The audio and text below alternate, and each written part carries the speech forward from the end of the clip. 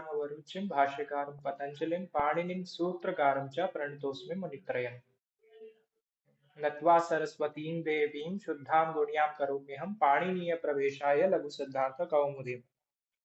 तो अभी तक हमने पढ़ लिया अभ्यंतर प्रयत्न उच्चारण स्थान। अब हम करेंगे आज बाह्य प्रयत्न।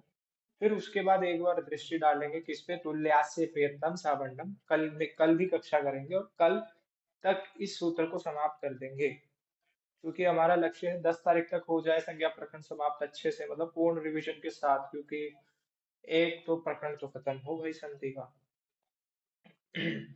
तो जैसे ये है अष्टौ स्थानानि वर्णानाम उरः कंठः शिरस्तथा जिह्वामूलं च दन्तश्च नासिकोष्टौ च तालु च। तो इसमें जो उराह है ये हमारे को कहाँ नहीं प्राप्त होता, ये लघु सिद्धांत कौमुदी में नहीं प्राप्त होता। तो हाँ, एक शेष जो बात रह गई थी वो ये थी कि लघु सिद्धांत कौमुदी और वैयाकरण सिद्धांत कौमुदी, हाँ मूल तो वैयाकरण है, उसके बाद लघु आई। तो सिद्धांत कौमुदी के अंदर जो भट्टोजी दीक्षित जी ने करा, उन्होंने क्या करा, उन्होंने अनुवाद करा। अनुवाद का मतलब क्या होता है, दोबारा बोलना। जैसे वही तो आपको पता है ट्रांसलेशन। तो अनुपसर्ग पूर्वक वद व्यक्तायाम वाची धातु है, जिसके रूप चलते हैं वदति वदतः वदंती। रचनानुवाद में पढ़ाया था ये वद व्यक्तायाम वाची धातु, तो अनुपसर्ग पूर्वक। ठीक है। तो वहां पर क्या होता है, जो पाणिनीय शिक्षा ग्रंथ के अंदर जो पाणिनि जी के, जैसे मैंने आपको पता है शिष्य थे, उन्होंने जो संकलन करा उसमें क्या क्या था, सबसे पहले आता है उच्चारण स्थान, उच्चारण के बाद आभ्यंतर प्रयत्न और बाह्य प्रयत्न, ये तीन चीजें आ जाती है। ये उसका मूल स्रोत क्या है, मूल स्रोत है पाणिनीय शिक्षा। पाणिनीय शिक्षा से अनुवाद करा भट्टोजी दीक्षित जी ने, किसमें, वैयाकरण सिद्धांत कौमुदी में। और फिर लघु सिद्धांत कौमुदी में उन्हीं के शिष्य वरदराज आचार्य जी ने वही के वही लिख लिए। तो उन्होंने वहां पे कुछ पॉइंट छोड़ दिए जो हम देखेंगे। पहले हम इसको कंप्लीट करते हैं, गोत्रगतवान। तो यहाँ पर आप जैसे देख सकते हो ये हो गया। इसके बाद हमने उच्चारण तालिका तालिका के बाद ये पढ़ लिया वर्णों का आभ्यंतर प्रयत्न, बाह्य भी पढ़े। तो कौन कौन से होते हैं, यत्नो द्विधा आभ्यंतरो बाह्यश्च। फिर आगे आता है जो लाइन आती है स्पृष्टे शतस्पृष्टे विवृत स्पृष्टे स्पृष्टे स्पृष्ट ईशत स्पृष्ट ईशत विवृत विवृत संवृत भेदा। इस प्रकार 5 प्रकार का हो गया आभ्यंतर प्रयत्न, जिसके अंदर अगर हम शीघ्रतया देखें तो तालिका में जैसे उन्होंने दे रखा है, तो स्पृष्ट किसके हो गए, जब वायु छू रही है, किसको छू रही है, मुख के विभिन्न भागों को छू रही है तब। तो का से मां तक, जैसे क ख ग घ च छ ज झ यहाँ। फिर उसके बाद आता है ईशत स्पृष्ट, जिसपे छू रही है लेकिन हल्की सी, या। तो ये तो हो गया उदाहरण के कल हो चुका है, या व रल। ईशत विवृत, तो विपरीत में जैसे हमारा मुंह खुलता है आ ई ऊ, लेकिन इनमें कम खुल रहा है श स ह। तो ये चीज है। और उसके बाद में समृद्ध। अब ये जो भेद बताया गया था कि हम आकार को आ क्यों मानेंगे, मतलब जब हम आकार को समृद्ध कब मानेंगे और विवृत कब मानेंगे, तो इसी को उन्होंने लिख दिया। तो इस पे एक बार दृष्टि डाल देते हैं, क्योंकि ये समझ में नहीं आया था अच्छे से। तो समृद्ध का भेद इसलिए बनाया गया क्योंकि मुख के अंदर जो उत्पत्ति हो रही है वर्ण की, उसके बाद का जो प्रयत्न है उसको बोलते हैं आभ्यंतर प्रयत्न। तो जब मैंने बोला आ, तो मेरा मुख इतना ही खुला, मैंने बोला आ, तो ये मुख इतना खुला, या और ये, तो दोनों में अंतर तो दिख रहा है। तो ये अंतर कहीं ना कहीं तो दिखेगा ही। ये अंतर यही है, समृद्ध और विवृत। समृद्ध का अर्थ है ढका हुआ बंद, अ कहाँ मुख खुला कुछ। अब आप बोलो ई, ये इस रूप में खुला, बेशक ऐसे ना खुला ई ऊ। अब ये है कि थोड़ा ऐसे वो खुल रहा है, तो कहीं ना कहीं वो ये है कि आपका मुख वो कर रहा है थोड़ा मूवमेंट। तो ए, तो वैसे रूप में तो क्या बोले वो, ह्रस्वस्य वर्णस्य। तो संधि कर देंगे तो ह्रस्वस्यावर्णस्य प्रयोगे संवृतम प्रक्रिया दशायाम तो विवृतम एव, विवृत ही प्रक्रिया दशायाम में। क्यों, क्योंकि अगर इसकी प्रक्रिया दशा में हम नहीं करेंगे तो सवर्ण संज्ञा नहीं हो पाएगी। और सवर्ण संज्ञा का ही ले ही तो हम ये सब पढ़ रहे हैं। अगर मैं आ प्लस आ, इन दोनों की आपस में सवर्ण संज्ञा करके मैं आ नहीं बिठा पाया, तो फिर ये पढ़ के क्या लाभ। आप तो कह दोगे भाई ये समृद्ध है और ये क्या है, ये विवृत है। तो ये मैच नहीं करे। बेशक आप अपूह विसर्जनीयानाम कंठः इस सूत्र से, इस पंक्ति से आप इन दोनों का कंठ ला दो, तो यहाँ तो टिक हो जाएगा, यहाँ नहीं होगा। इसलिए विवृत और संवृत का भेद कराना। इसके बाद वो बताते हैं, क्या बताते हैं, बाह्य प्रयत्न। देखो, मुख से जब वर्ण बाहर निकलने लगते हैं, उस समय उच्चारण की जो चेष्टा होती है उसे बाह्य प्रयत्न कहते हैं। बाह्य प्रयत्न प्रकार 11 होते हैं। तो बाह्य प्रयत्न स्वेकादष्टा विवारा श्वासा नादो घोषो घोष, ऐसे करके अभी आएगा, जिस पंक्ति को आपने अच्छे से याद करना है।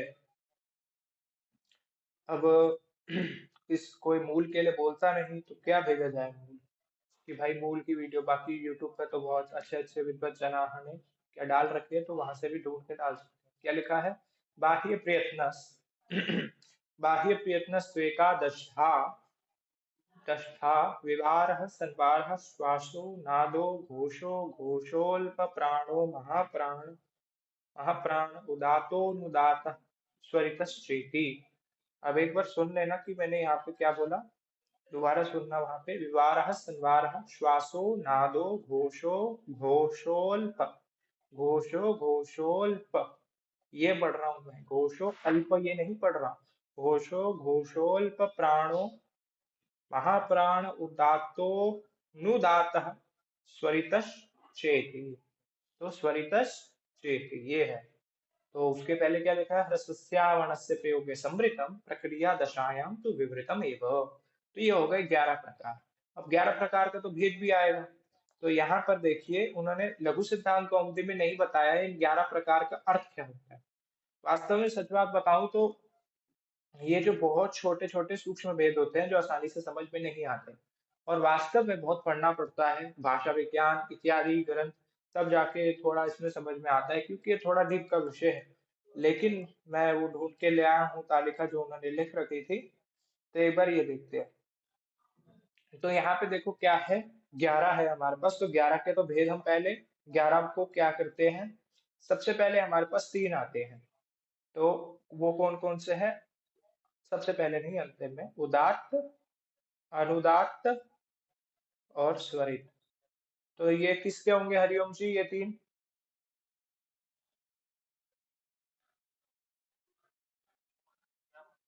हाँ तो ये जो, हाँ ये जो 3 है, ये हमने किसके विषय में पढ़ा था, कि ये 3 किस किस की संज्ञा होती है।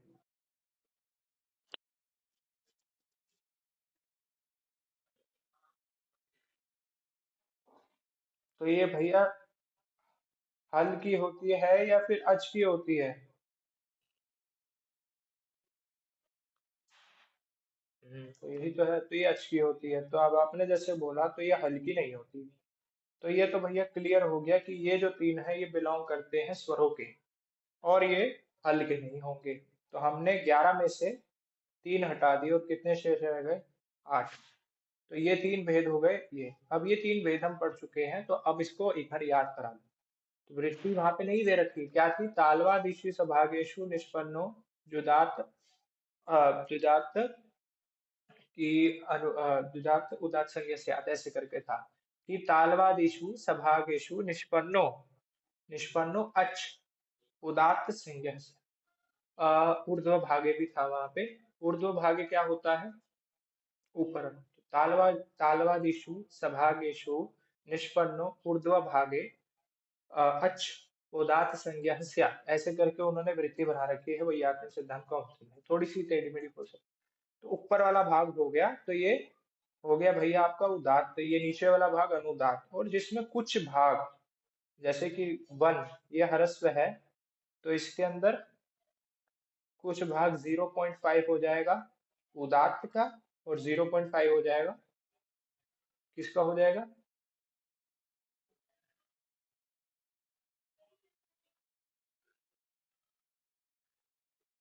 अनुदात्त का।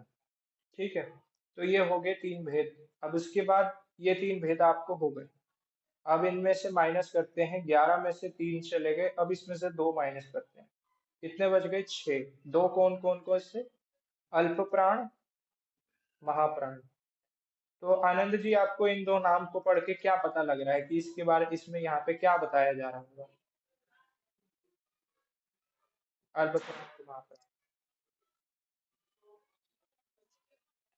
फिर तो बहुत अच्छा है, पढ़ा तो वो आनंद का विषय हो गया है। तो देखो इन्होंने क्या दे रखा है यहाँ पर, बाह्य प्रयत्न के बाद महाप्राण, और उसके बाद देखो महाप्राण, महा का अर्थ होता है अधिक तथा ज्यादा। मूल शब्द होता है महान। क्या शब्द होता है? महान जैसे शब्द बनता है ना, तो वो होता है, फिर समास हो जाता है, महान चासो प्राण महान प्राण ऐसे करके बन जाएगा।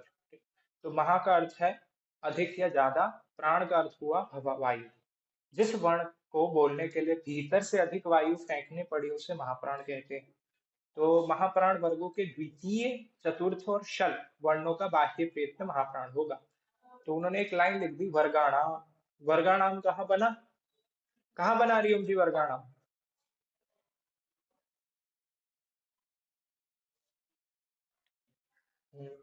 तो षष्ठी बहुवचन रेफ के निमित्त होने के कारण वहां पर नकार को णत्व हो गया। तो वर्ग वर्गाणाम, तो यहाँ पे भी अटकू पांगु वाईपी से होगा, क्योंकि गकार का और दीर्घाकार का क्या है, बीच में भेद है। हाँ जी, पूछिए क्या कहते हैं?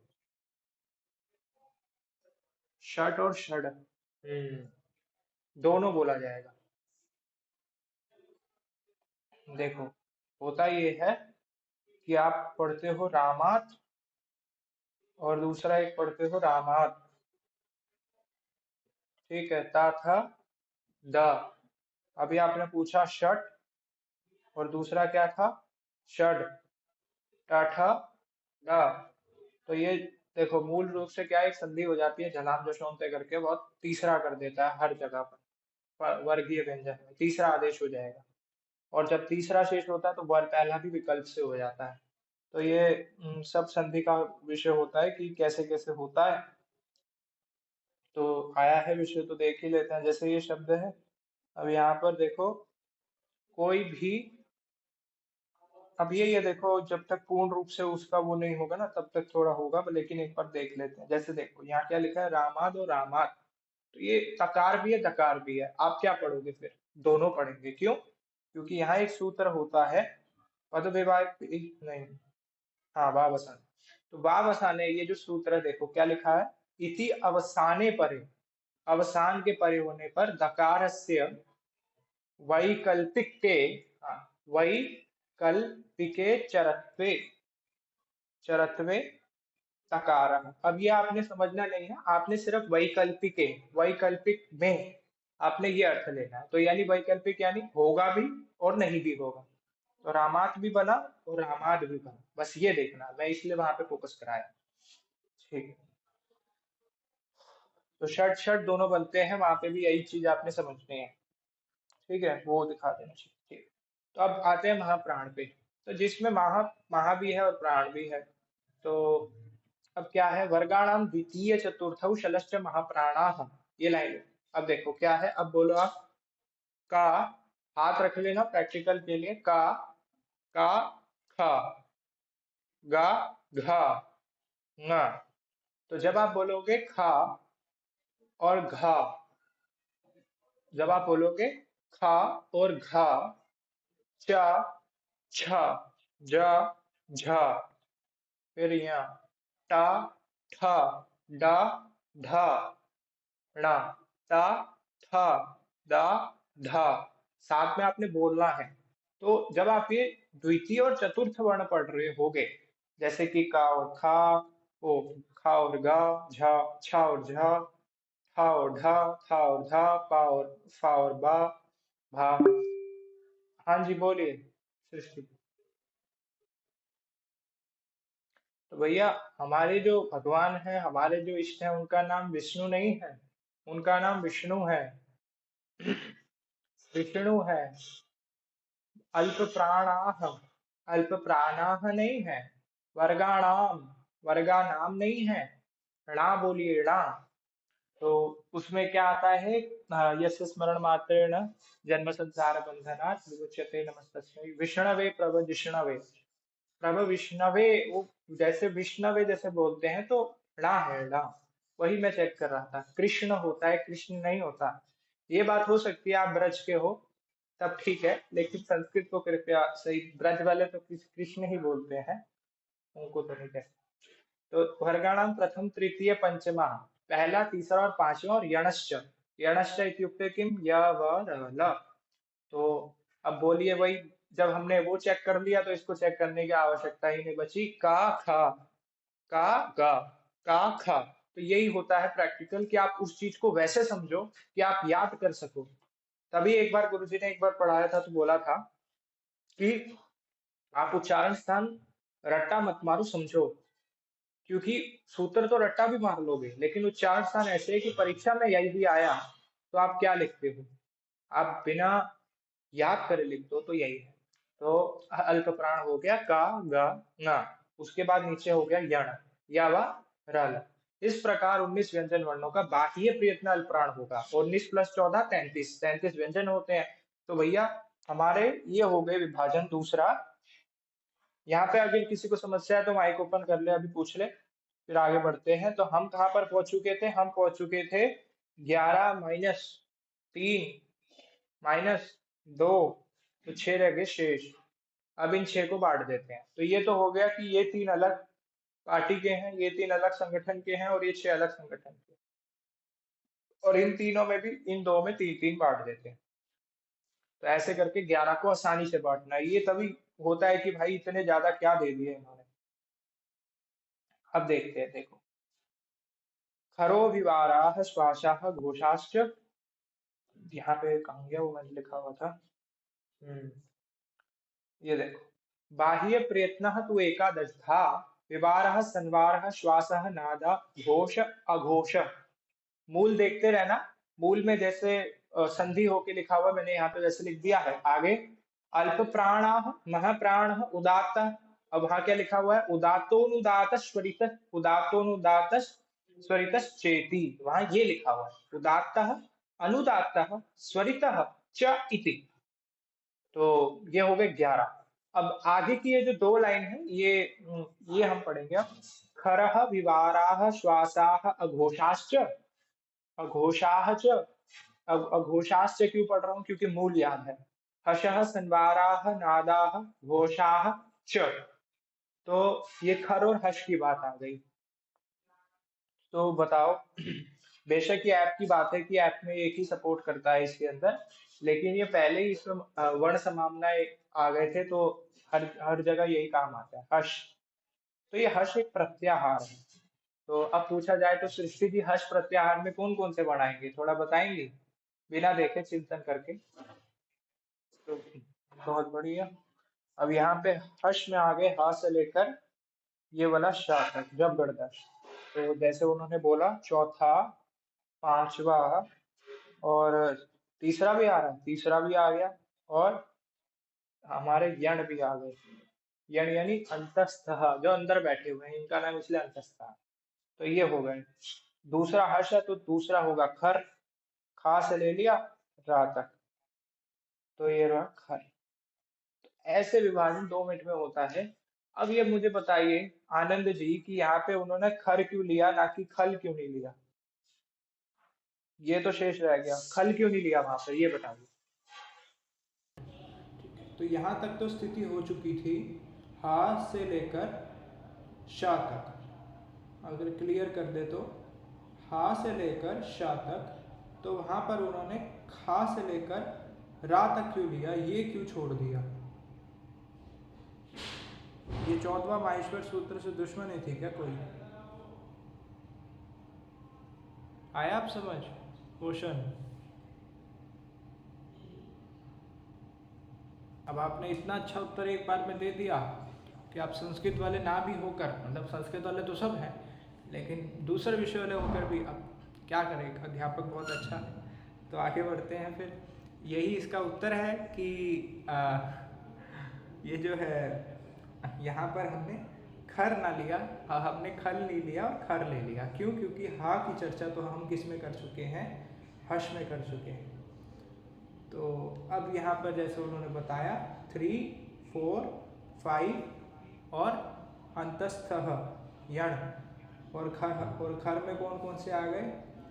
द्वितीय, प्रथम और शल। और कोई तो होते नहीं, मिश्रित को तो गिनते नहीं क्योंकि मिश्रित तो उन्हीं से बने हुए हैं। तो ऐसे पहले वर्ण समाम्नाएं से समझ लिया, अब हम यहाँ से उसकी चर्चा कर लेते हैं।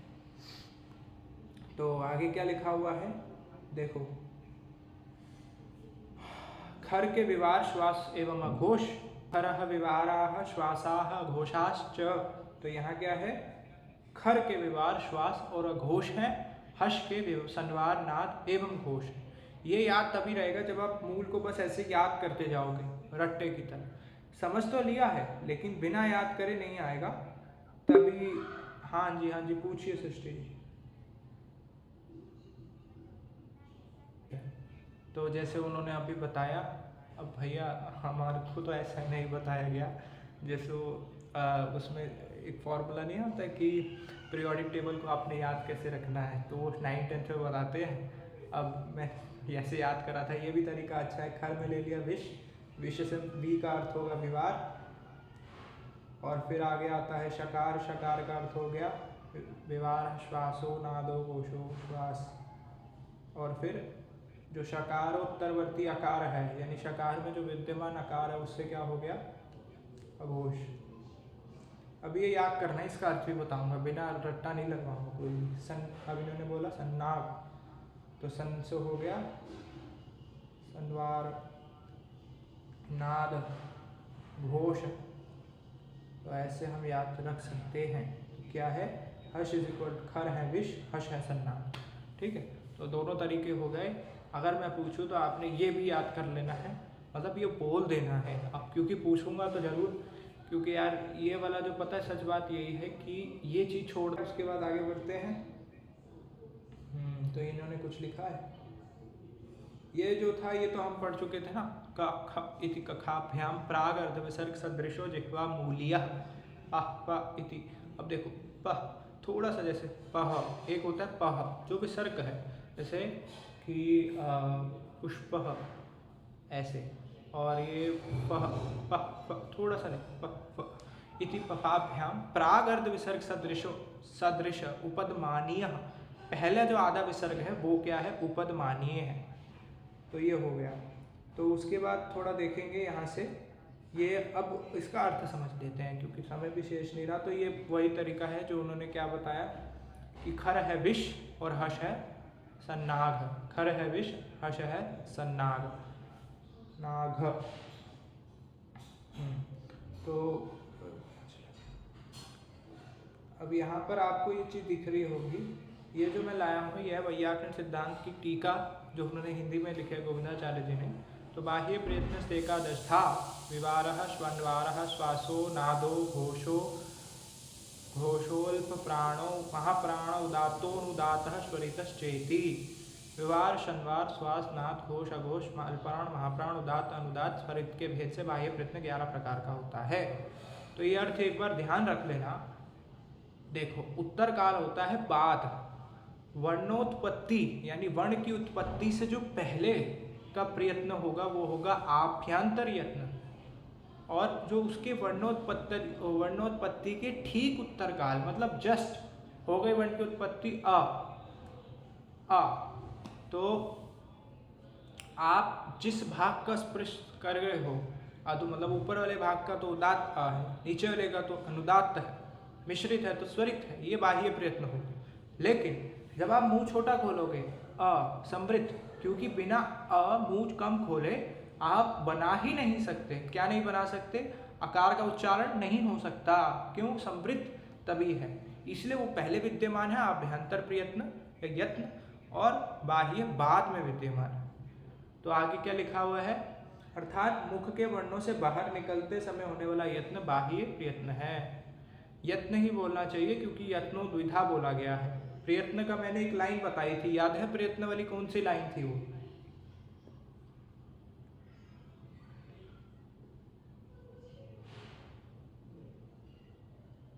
तो प्रकृष्टो यत्न क्यों हुआ? क्योंकि प्र उपसर्ग पूर्वक ये शब्द हो गया। तो प्रकृष्ट, प्रकृष्ट का अर्थ होता है श्रेष्ठ। प्रकृष्टो यत्न यानी टॉप पर जो विद्यमान है वो प्रकृष्टो यत्न, ऐसे। तो ये हो गया वो। अब जैसे आप यहाँ पे देखो, अब आगे पढ़ते हैं। तो क्या है, वर्णों के उच्चारण की, अच्छा ठीक है, तो एक बार सृष्टि जी आप यहाँ से यहाँ तक पढ़ दो। कहाँ, वर्णों के उच्चारण से लेकर यहाँ महाप्राण तक पढ़ दो आप एक बार।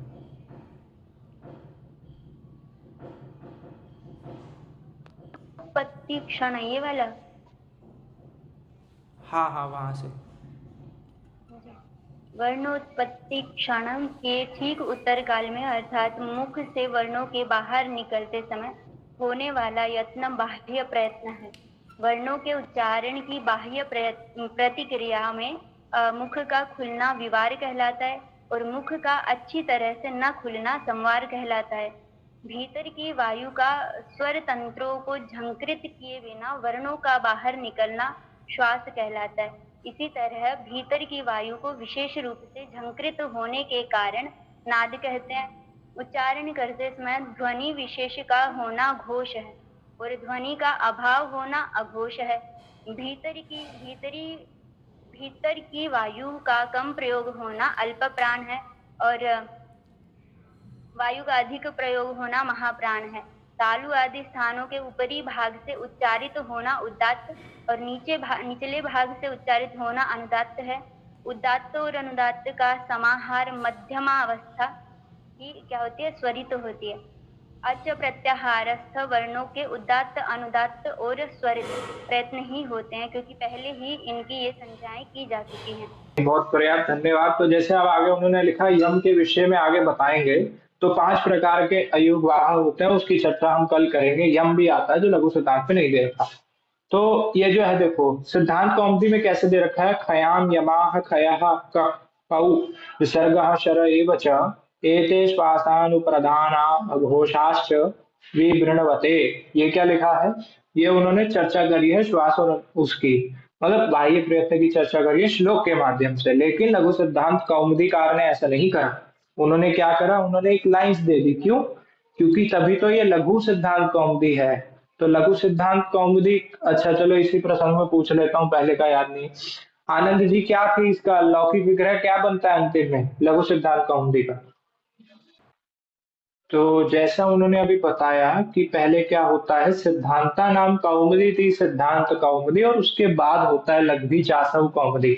अगर आप बोल दोगे लघवा नाम, लघवी चासव कौमुदी के स्थान पे आप यदि बोल दोगे लघवा नाम, तो क्या होगा, लघु सिद्धांतों की कौमुदी हो जाएगा।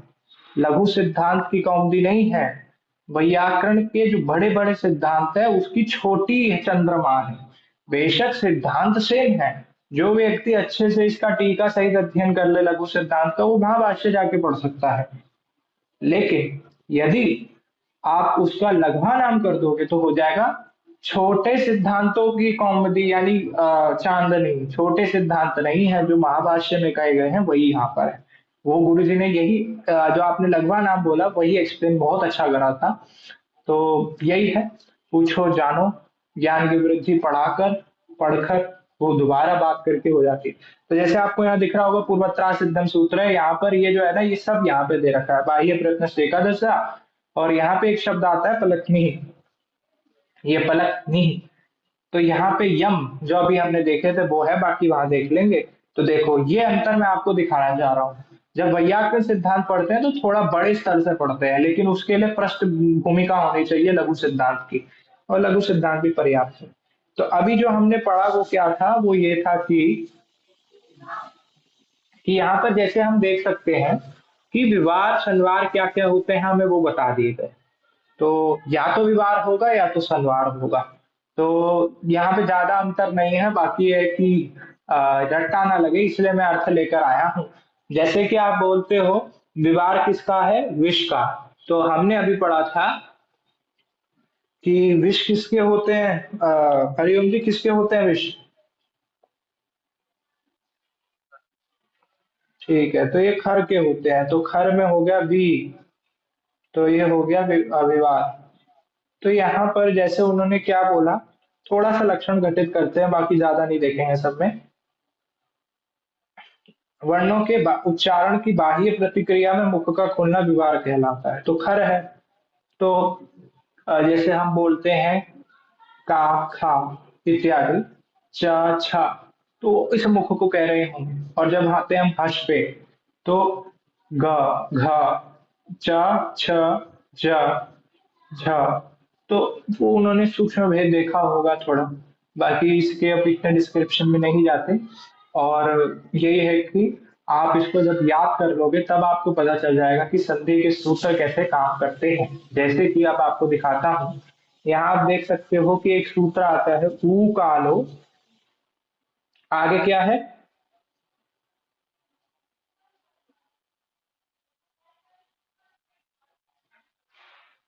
तो यहाँ पे ऊ कालो जरस्व दीर्घ प्लुता हमने सूत्र पढ़ा था। तो वहां पे मैंने आपको बोला था एक्सप्लेनेशन में कि यहाँ पे हरस्व क्यू हा को ये लिखा हुआ था। सच्ची बात तो मुझे यही नहीं पता था ये लिखा क्या हुआ है, ये जो ऐसे से लिख देते हैं यू, वो तो पुस्तक में तो ऐसे लिखा हुआ है कुछ। तो मतलब हा को झा कैसे हुआ ये प्रश्न आता है, तो उसके लिए आपको बाह्य प्रयत्न पढ़ने पड़ेंगे। बाह्य उसको बोलते हैं आंतरतम्य परीक्षा। आंतरतम्य परीक्षा जो हम आगे देखेंगे, परंतु ये याद होने चाहिए तभी संधि के सूत्र घटित होंगे कि आपने हा को झा क्यों करा। और अब देखना है तो मैं आपको दिखा देता हूं। तो हा किसके अंदर आता है, हर्ष प्रत्याहार में आता है। तो हर्ष प्रत्याहार में तो ये भी आता है। तो इसका क्या क्या हो गया, जैसे अभी हमने पढ़ा, तो वो थे विष, तो ये थे सन्नाग, ठीक है। तो इसका हो गया सनवार, नाग और घोष। तो भैया जब हा में ये आ रहा है, तो ये किस में और आ रहा है, झा भी आ रहा है। तो इन तीनों के ये मैच हो जाते हैं। मैच होने के कारण, और मैच होने के कारण ये दोनों महाप्राण भी होते हैं। होते हैं या नहीं होते महाप्राण, बताइए। हाँ, झा होते हैं।